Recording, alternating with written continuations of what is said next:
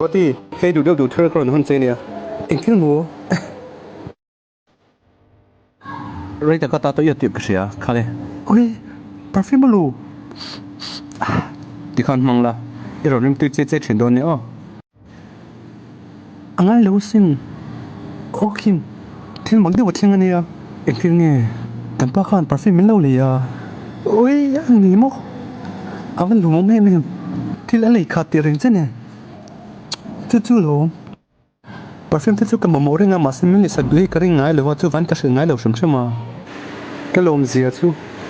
chân nu cái lồng bôi là tục chứ anh ấy sáng nay đông về tối này nha tôi nói cho anh ấy sáng nay cái đông về tật tất tối này khai perfume tôi có rồi lấy sao đằng khai xem cái nút tan bọc hạt cái gì sệt bèo mất nghĩ cái mắt tao chưa ô em biết lấy bên này bữa là cũng thì đâu mà thì khai cái nuôi perfume này có tiền năng mà đem có sẽ thấy đâu nào